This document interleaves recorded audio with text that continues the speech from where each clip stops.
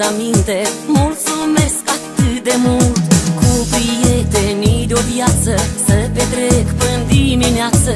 Și câți ani voi mai avea să-i petrec cu ei aș vrea.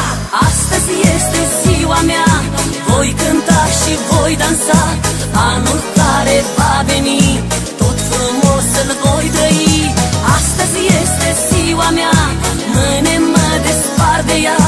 Uite, un an am mai trecut, ce frumos l-am petrecut.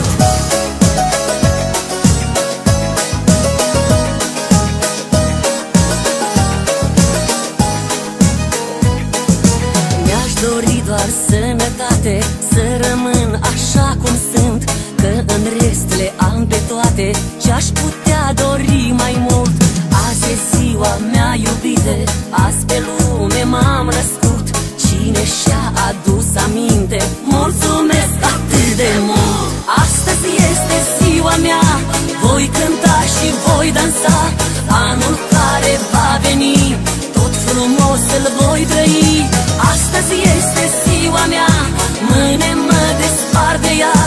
Uite, un an am mai trecut, ce frumos l-am petrecut.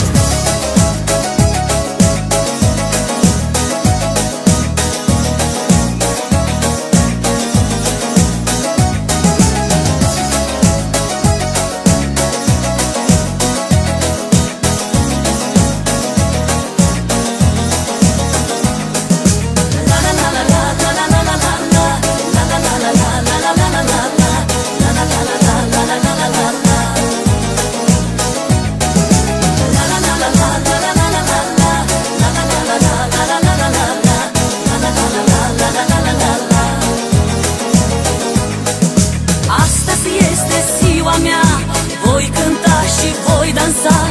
Anul care va veni, tot frumos îl voi trăi. Astăzi este ziua mea, mâine mă despart de ea. Uite, un an